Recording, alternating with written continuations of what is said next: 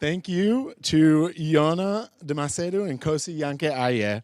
We've got our next panelists up, our next Gurus and Griot Fellow, Ayuli Jamide, the author and a great author and the lead partner at Detail Commercial Solicitors. He'll be talking to Brendan Anglin, professor and academic director of the IE Altamayyuz Enrichment Program. Making friends and influencing people. Well, I do have to say, just starting off, that I know they asked us to do this session or this talk on making friends and influencing people. And for me, I suppose it's personal because of the fact that I thought that there was somebody who's coming onto the course with me because of the incredible experience, all of the knowledge about negotiations, and then the result is I made a friend. And I think that that's one of the, for me, the most fantastic things about this collaboration is that it's ended up actually knowing you as a person, knowing exactly about your background, your family, everything. It has been, we're still in contact by WhatsApp regularly, independently of classes. And one of the things that you have been an example of for me is exactly how to make friends. It's been an honor sharing the sessions with you. It's been an honor watching you teaching the students. The students have just been blown away by the sessions you've done. And you've brought in all of that experience. The book that you wrote, the Listen Every How, wonderful book, but you've brought all of that into a practical sense into the class. So I have to say, on that first, I know, and I think we can agree on that in terms of the friendship has definitely grown out of the sessions together. So that's my side. My side has been just fantastic, and you know that. And everybody who's heard me talking about you knows that as well. But what was your experience like in the classroom at IE? Thanks a lot, Bren. It's one thing to speak at a conference, it's another thing to speak in a classroom. In a classroom, you have to be more engaging. At a conference, you give presentations and things like that. So, I enjoyed engaging the students, but I always thought that I was more suited for postgrads. And then, I was talking to undergrads. And that was just an amazing experience because I could learn from them and I could pick from their body language that, we were connecting. Mm-hmm. It was a great experience, Bren. Yeah. Well, and it was also good to just see you stand at the edge of a classroom and give me the thumbs up. Thank you very much. I was given 2 thumbs up, I have to say. One of the things that I have to say as well is that, you're talking in terms of negotiations because that's what you were teaching in this particular class to the students and about listening to them. And one of the amazing things was that you had students, there was like 50 students in the different classes. In each different class you had, there would be 50 students. And even with the masks on, and even they were coming from different nationalities, you could see that you were listening to them, you were engaging with them, you were responding immediately to them. So I do have to say, it was incredible to see the skills that you kind of were teaching them, that you were actually using them as a professor with them. So one of the things as well is that, you're talking about, you were talking about it on the course, but you talked about it in general as well, about some of the kind of the characteristics sometimes. But do you believe, from your own personal experience and also from, your work in this area, that it's easier for some people to make friends and influence people? Is it like something we're born with, or is it something we can develop? That's a very deep one, Bren. But let me say something quickly. Sometimes it just doesn't happen. And it's true. And if we walk the room, we'll find out that you've tried to be friendly with someone and it just didn't happen. And sometimes someone has tried to be friendly with you and it just didn't happen, right? So, and there are studies around this. The concepts around homophily and heterophilia. That people tend to like people that are like them, that's homophily, and people who tend to like people that are different from them, that's heterophilia. So it just doesn't happen sometimes. But that said, there are other things we should take into cognizance, and culture is one of them, right? So the Brits, for example, are given to small talk. So it may be easier to strike up a conversation with a Brit at an airport lounge. But some other nationalities, perhaps not. If you go to America, it's said that the people from the South are friendlier and more engaging. I don't know, but these are just things that you hear. Now come back home to Nigeria, where I come from. We're extremely friendly and boisterous, and sometimes we can be seen to overdo it, because we can walk up to anybody and say, hello, how are you? And so culture does play a huge role. And then there are generational issues. Today we have people who like the headphones and the gadgets and will prefer to send a text message than to have a conversation. And some of us are from the generation where we like to have fireside chats. We want to sit down and say, how was your day? Right? And so you may have a generational block when you're talking to someone who has a headphone and you say, how was your day? And fine, good, and the headphone's back. Right? So you have that. But one thing is important in making friends, and this is my experience. Those who are able to create aha moments in that first interaction, they tend to make more friends, right? Because studies show that there's a part of the brain called the hippocampus, which stores those memorable moments, and you never forget the person, right? So some time ago, I found out that people couldn't pronounce my name or couldn't remember my name, right? It's Ayuli, Ayuli. So I went to conferences, and once I said, my name is Ayuli, and they look at me like this, I say to them, ask me if my name is Lee. Are you Lee? And, I made so many friends just coming up with that, because they never forget that. It stays in their hippocampus, right? One of my best friends today is British Ghanaian. I met him at the yacht club in Lagos. Never seen him before, but he was taller than me. And I said, who's this guy taller than me at the yacht club? I thought I was the tallest person here. So I walked right up to Kore.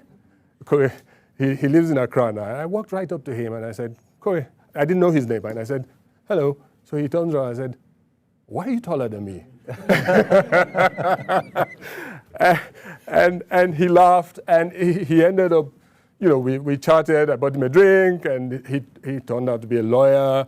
And after that, we did a lot of work together, made a lot of money together. So, there are all kinds of things to consider. Well, I do have to say, my aha moment with you is when I walked down and I found that you already knew the names of the security guards and the people you were doing the documents for, and you had been there for 5 minutes. So that was pretty impressive, to be honest. And then I said, Ayuli, and you said, no, you were Ayuli. So yes, well, one of the things I would also be interested in knowing then is, on that basis, okay, so sometimes you get it right, sometimes you don't get it right, and it's true. My father said very often, he said to me, the physics were there, but there was no chemistry. It's so that sometimes it does work. But in that sense, would you think that there, what might be some of the characteristics of influential people in different cultures? You've been speaking about some of them already. Yeah, that's an interesting one. I think the first thing is influential people are usually altruistic helpers. Yes, and I tell a story. When I started my law practice, there was a gentleman who had gone, he's probably still one of the best lawyers in Lagos today. And, I sent him an email to introduce myself because I felt, I should get him to know me for peer reference. And I also wanted him to be my mentor. I had adopted him, So I got to his office and we had a conversation for 1 hour. And then, I closed by saying to him, well, I just thought I should introduce myself so that when you see me on the way, you don't push me into the lagoon. Lagos has a lot of lagoons, right? So there's always this joke about pushing people into the lagoon. And he said to me, oh, well, there's room for all of us. And that's him, he will talk to anybody, whether you're just starting or whatever. But it doesn't end there. 5, 6 years later, one day he says to me, you're taking my clients. And I said, I can't take your clients. He says, yes, you are. I said, but you said there's room for all of us. He said, no. I said, a room, now you're in the living room. Right? But the point is that, you know, I watched that gentleman. He will help anybody for nothing. He'll pick up the phone and just help people. And he's one of the most influential Nigerians that I know. Another thing that I think is respect. Influential people are very respectful. 11 months ago, I had a new assistant. Young girl, she's a millennial, and you know, we always joke about that. But one day I asked her, why did you take this job? And she says to me, you called me on the phone, and you know, never met you. You know, you got my phone number, and you asked me, are you so and so? And I said yes. And then the next question was, is this a good time? And she said she got home and she told her dad that, who does that? I mean, he's offering me a job and he's asking me whether it's a good time to talk, right? And that left a strong impression with me, you know. So respect is very important. And in Nigeria, where I come from, respect is something, you know, we respect elders, you know, we respect culture. You can get 80% of things done just by talking to people nicely. Just by saying, hello, how are you? What's your name? You know, just little conversations that makes them feel good can get you a long way. The other things like empathy, influential people are also great listeners. They'll sit down and listen to you, and you would know that they're listening to you because they would ask the right questions. Yeah. Okay. Well, listen, I'm just delighted he never pushed you into Lagoon. So that's been good for all of us here. Well, one of the other things then, which kind of leading out of this as well, in terms of not necessarily the characteristics of these influential people, but a lot of the time people think that that there is this, if you're wealthy or if you're rich, automatically that makes you influential, or that if you have power, that makes you influential. Is there a difference, as far as you're concerned, is there a difference between power and wealth and influence? Sometimes they're used interchangeably and sometimes they go together. But if I were to say two things, the first thing I would say is wealth is the weakest of those links, because someone may be influential, but as soon as he goes insolvent, that's it. He can lose that influence. But the people who are influential because their influence is rooted in a cause, either a charitable cause or a freedom fight like Nelson Mandela, those people stay influential and they don't need money to be influential. And interesting thing is, even after they pass, they are still influential. Whereas wealth, sometimes you can pass it to your kids. If they fritter it away, it's just a name we used to hear. Okay, very good. I like that. It's it makes me feel great about being poor. Yes. You know, you're always making me feel good about myself. So a lot of influential people are actually more powerful, and you find out that wealthy people have to hire influential people to get things done. That's why you have lobbyists. Today we're talking about social media.